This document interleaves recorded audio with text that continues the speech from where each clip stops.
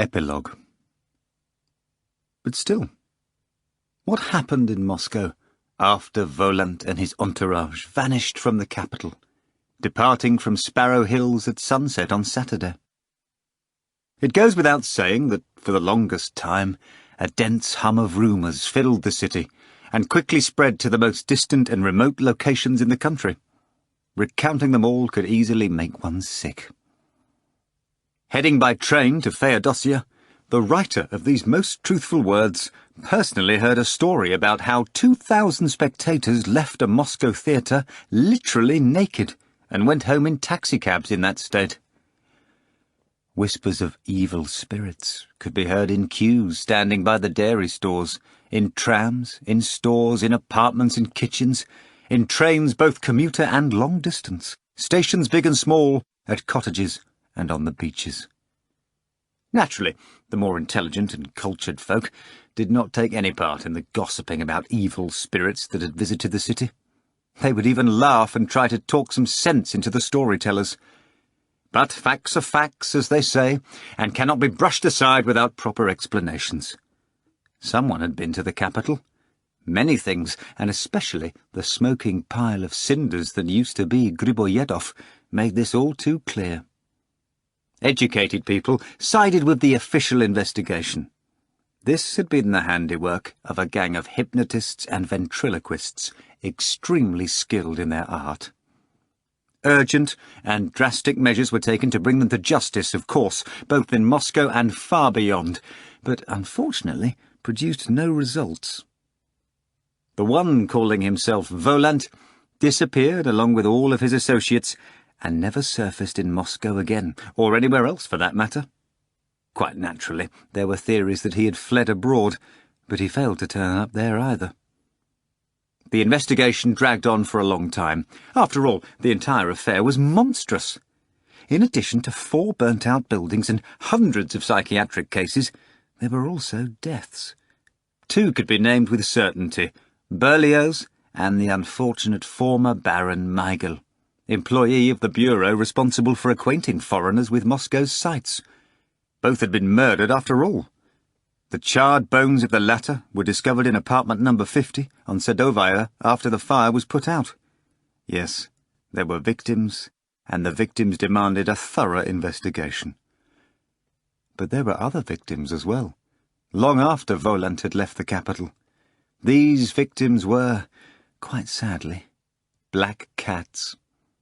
At least 100 of these gentle creatures, useful and devoted to man, were shot or otherwise exterminated in various places across the country. Some 24 cats, sometimes badly injured, were delivered to police stations in various cities. For example, in Armavir, one such innocent cat was brought to the police by some gentleman who had tied up the cat's front paws. The gentleman had ambushed the animal, just as the cat, with a sneaky look— Can cats help it if they look like that? It's not because they're guilty of something, but rather because they are afraid that some stronger creature, a man or a dog, may hurt or upset them. Both are easy to do, but nothing to be proud of, let me assure you. Nothing at all. So then, the cat, with a sneaky look, was about to make off into some bushes.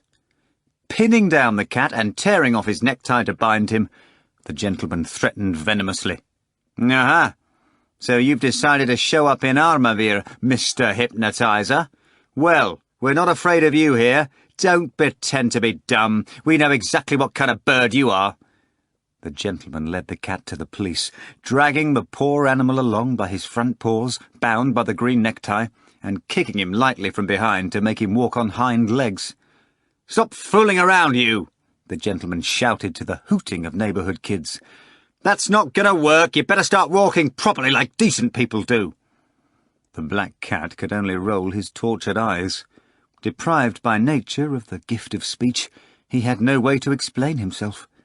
The poor animal owed his salvation primarily to the police, and also to his owner, a respectable old widow.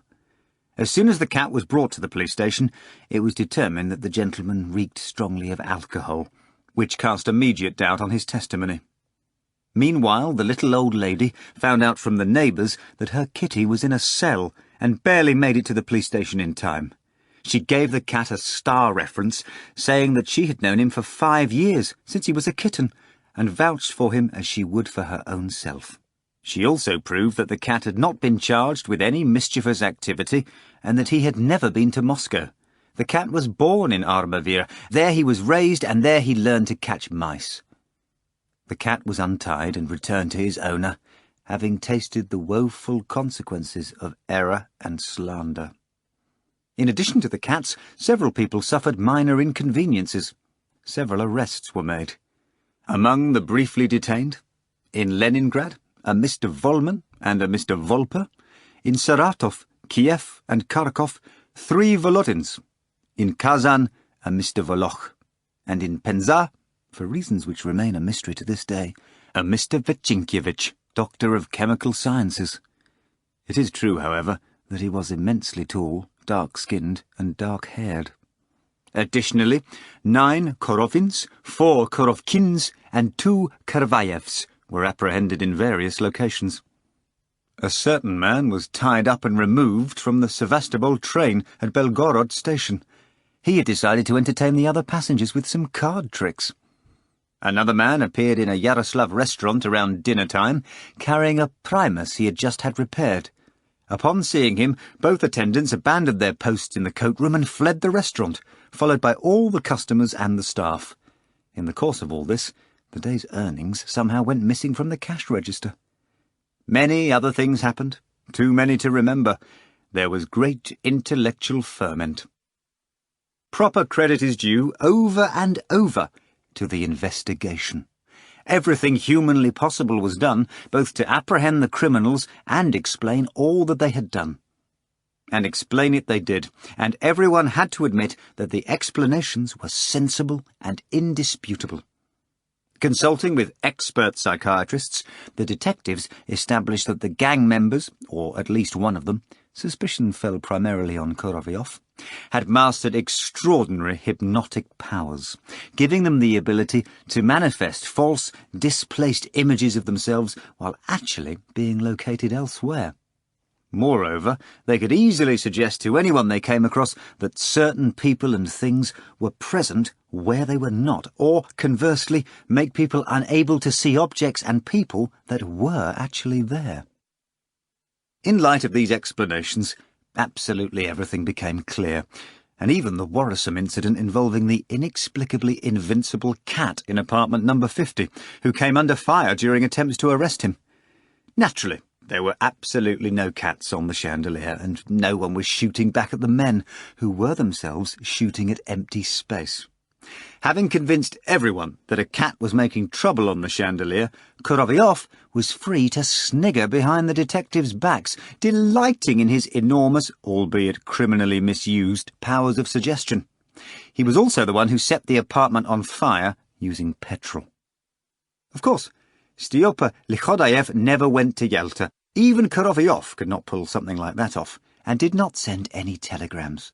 After he had fainted in the jeweller's wife's apartment, frightened by Korovyov's illusion of an enormous cat eating pickled mushrooms with a fork, Styopa simply lay there until Korovyov mockingly slapped a sheepskin hat on him and sent him to Moscow's airport, having previously impressed upon the detectives that Styopa would be coming from Sevastopol via airplane. True, Yalta's Criminal Investigation Department insisted that it had taken in a barefoot Styopa and sent the appropriate telegrams to Moscow.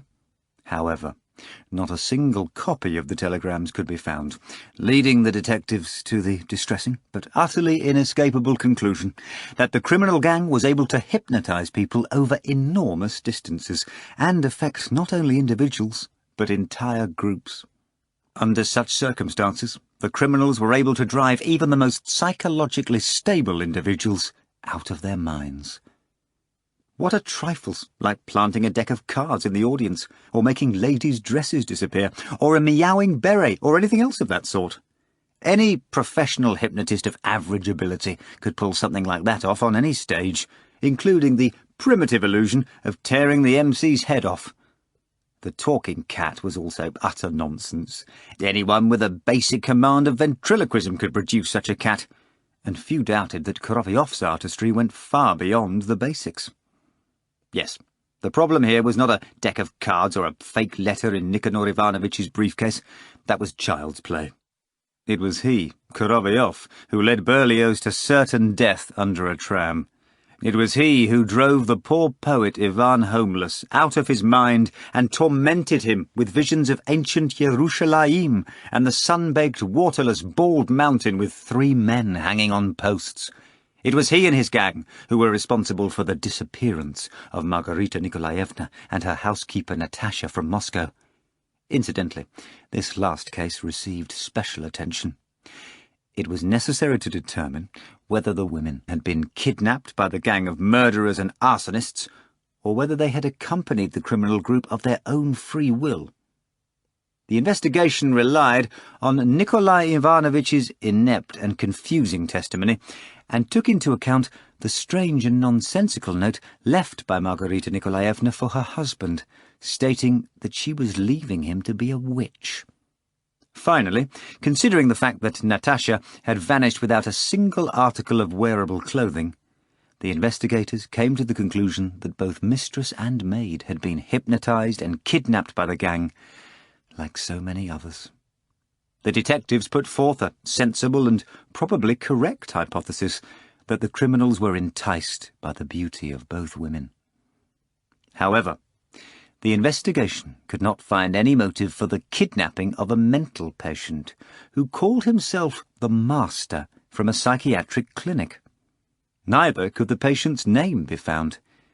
Thus, he disappeared forever, known only by the dead name of number 118 from Block 1. And so almost everything had been explained, and, like all things, the investigation ended. Several years passed, and people began to forget all about Woland, Korovyov, and the others.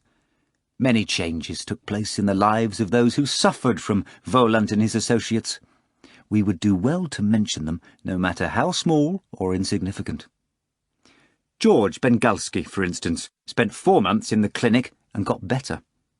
He was forced to abandon his position at the Variety, however, at a time when memories of the séance of black magic were fresh and tickets sold extremely well. Bengalski had to quit the Variety because he realised that he could not bear standing in front of 2,000 people every night, who would inevitably recognise him and badger him with mocking questions as to how he liked it better, with a head or without. Besides, the MC also lost the greater part of his former cheer, so necessary in his profession. He could not get rid of his painful habit of falling into a state of anxiety during every full moon in spring, when he would suddenly start looking around fearfully, grasping his neck and crying. The fits passed, but it was impossible to work under such conditions. The MC retired and began to live on his savings, estimating modestly that they would last him about 15 years. He left, never again to meet Varyonika, who garnered universal popularity and affection for his astonishing sensitivity and politeness, making him stand out among all theatre managers. The free ticket hounds would call him no less than their father and benefactor. No matter who called the Variety or when, his sad and gentle voice would always respond, "I am listening." Whenever someone wanted to speak to Varyonika, the same voice would reply hastily, "I am at your service." But on the other hand, Ivan Savelyevich's politeness would often be abused. As for Styopa Likhodayev, he would never answer the Variety's phone again. Immediately after his release from the clinic, where Styopa spent 8 days, he was transferred to Rostov and appointed manager of a large grocery store. Rumour has it that he has completely forsaken port wine in favour of blackcurrant vodka, thus greatly improving his health. They say he is quiet and avoids women. Stefan Bogdanovich's removal from the Variety did not bring Rimsky the relief he had so passionately desired for several years. Following his release from the clinic and a vacation in Kislovodsk, the shaking, ever-so-old man who used to be the finance director submitted his resignation from the position at the Variety. Interestingly, the resignation was delivered to the theatre by his wife. Grigory Danilovich could not bring himself to return, even in the daytime, to the building where he had seen the cracked moonlit window with the long arms stretching towards the lower latch. Dismissed from the Variety, the finance director worked at a puppet theatre in Zamoskvorechye. However, he no longer had to consult with the venerable Arkady Apollonovich Sempelyarov regarding matters of acoustics. The latter was transferred speedily to Bryansk and placed in charge of a mushroom cannery. Today, Muscovites eat his salted and pickled mushrooms and cannot praise them enough. Everyone is immensely pleased with the transfer. When all was said and done, Arkady Apollonovich had far more success there than he did in the field of acoustics. No matter how much he tried to improve them, the acoustics stayed pretty much the same. Other people who abandoned theatre included Nikanor Ivanovich Bosoy, although his involvement with the arts was limited to his love of free tickets. Nikanor Ivanovich never visits a theatre any more, be it paid or free, and his expression changes whenever a conversation turns to theatre.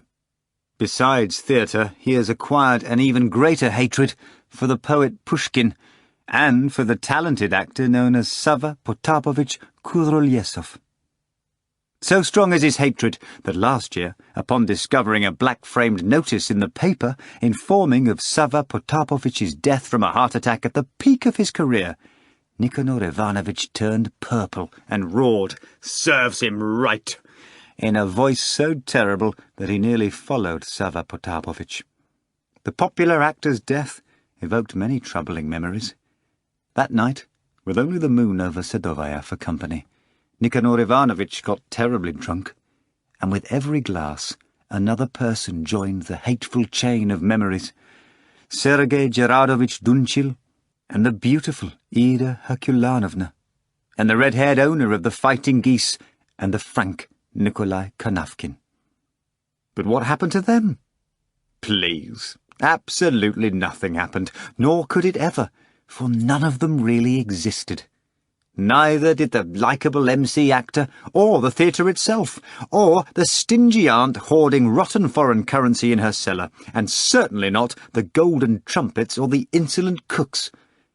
Nikanor Ivanovich had imagined it all, influenced by that scum Korovyov. The only real person in his dream had been the actor, Sava Potapovich, and only because Nikanor Ivanovich remembered him from his frequent appearances on the radio. He existed, but the others did not. So perhaps Aloysius Mogarich did not exist either. Oh, no, he existed all right, and still does, occupying the very position that Rimsky refused, financial director at the Variety. After coming to his senses on a train somewhere near Vyatka, about a day after leaving Woland's apartment, Aloysius discovered that in a clouded state of mind he had somehow managed to leave Moscow. Not only that, but he had apparently stolen his landlord's ledger for some reason and forgotten to put on trousers. Paying the conductor an immense sum, Aloysius obtained an old, dirty pair of trousers from him and returned from Vyatka. But alas, the landlord's house was gone. The flimsy structure had been completely demolished by fire. Aloysius was a very enterprising fellow, however, and 2 weeks later he was already living in an excellent room on Brusovsky Lane. Several months later he was sitting in Rimsky's office. And just as Rimsky once suffered on account of Stiopa, so does Varyonika now suffer on account of Aloysius. Ivan Savelyevich can only dream that Aloysius be removed from the Variety and vanish from his sight. As he sometimes says in trusted company, never in his life has he met scum like this Aloysius, and one could expect absolutely anything from the likes of him. But perhaps the manager is unduly biased.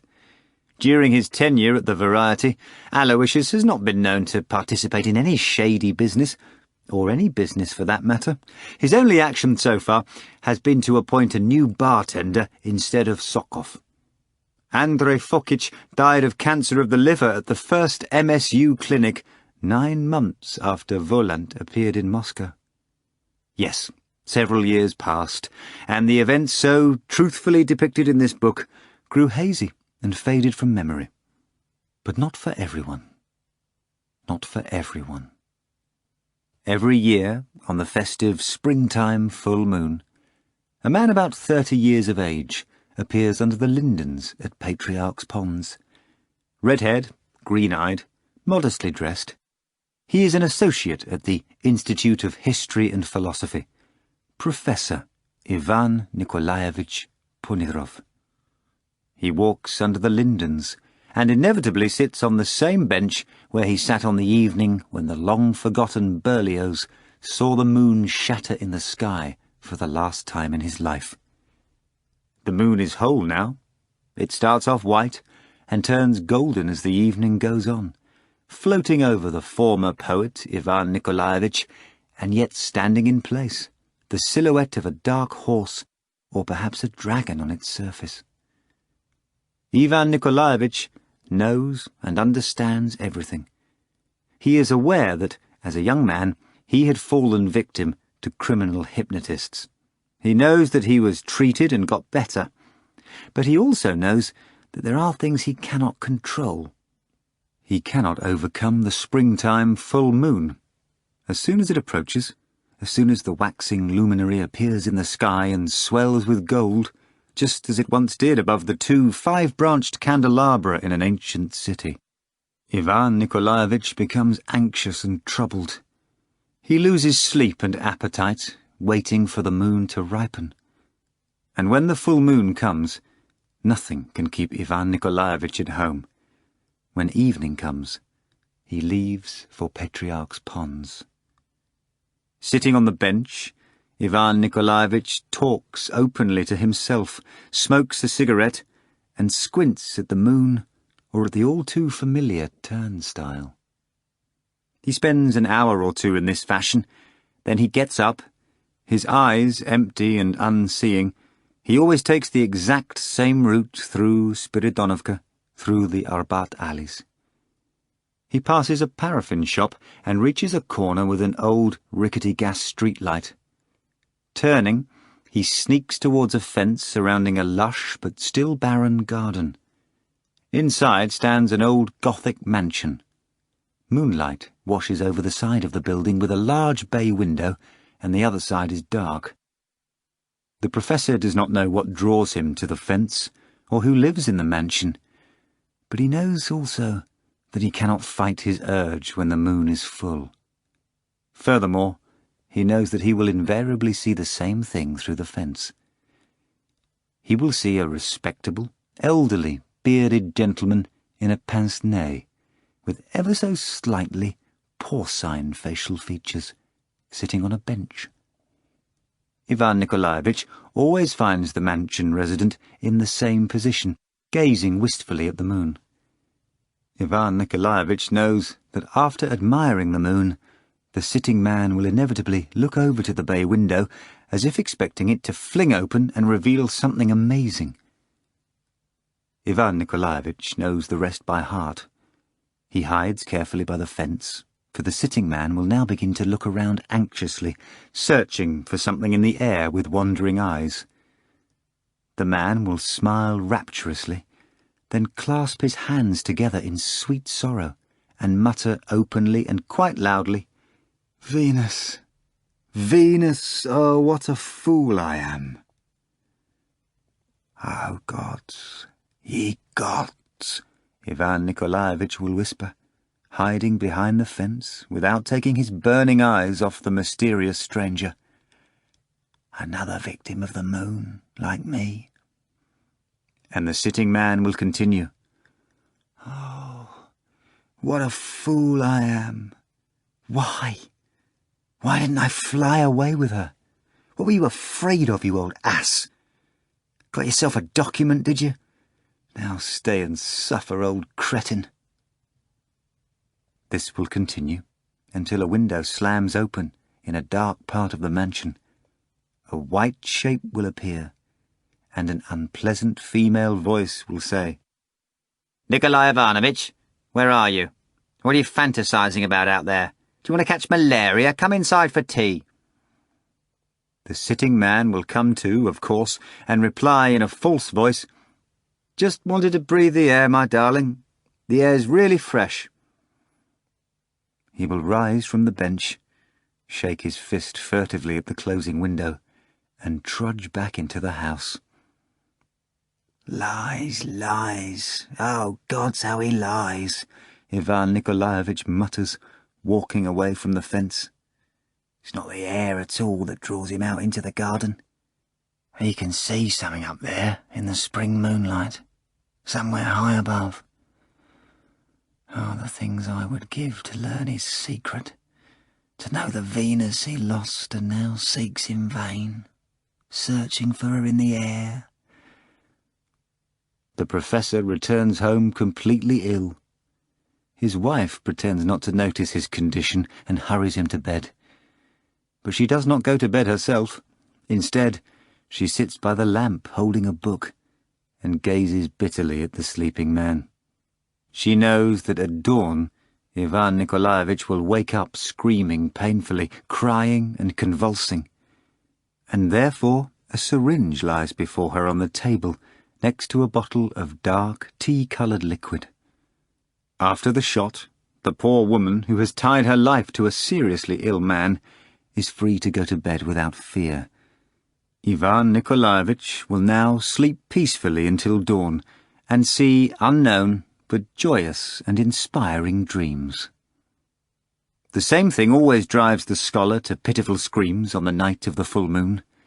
He sees an unnatural, noseless executioner jumping up with a hoot and stabbing an insane, bound Hestas in the heart with a spear.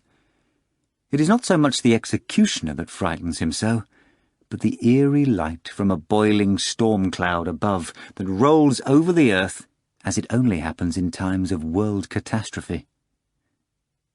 After the shot, everything changes in the dream.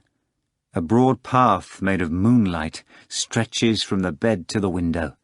A man in a white cape with blood-red lining steps onto the path and walks towards the moon. A disfigured young man in a torn chiton walks beside him. They talk heatedly and argue amongst themselves, trying to arrive at some conclusion.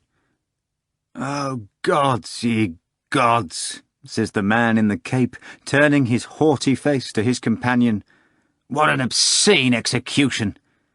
But please, tell me," and the haughtiness turns to pleading, "that it never happened. I beg you, tell me it never happened." "Of course it didn't," the young man says in a hoarse voice. "You imagined it." "And can you swear to it?" the man in the cape grovels. "I swear," his companion says, a smile beaming from his eyes for some reason. "Then that is all I need," the man in the cape cries out in a torn voice, and continues ascending towards the moon, drawing along his companion. An enormous, sharp-eared dog walks calmly and majestically behind them. The moonlit path boils over into a flowing river of moonlight that spills in all directions. The moon conquers and plays. The moon dances and frolics. A woman of immeasurable beauty appears in the stream, leading a stubbly man who is gazing round fearfully. Ivan Nikolaevich recognizes him at once. It is number 118, his nighttime guest. Ivan Nikolaevich stretches out his arms greedily in his sleep and asks, "So that's how it ends?" "That's how it ends, my disciple," number 118 replies. And then the woman approaches Ivan and says, "Of course, it's ended, and everything ends. Let me give you a kiss on the forehead, and all will be well." She leans down to Ivan and kisses him on the forehead. Ivan reaches out to her and looks into her eyes. But she retreats and walks away towards the moon with her companion. The moon begins to rage, raining torrents of light on Ivan, splashing it in all directions. The room is flooded with moonlight. Swaying, it rises and engulfs the bed. And it is then that Ivan Nikolaevich sleeps peacefully, with a blissful expression on his face. The next morning he wakes up silent, but completely calm and well. His tortured memory fades, and until the next full moon, no one will disturb the professor, neither Hestus's noseless killer, nor the cruel 5th Procurator of Judea, the knight Pontius Pilate. Audible hopes you have enjoyed this program.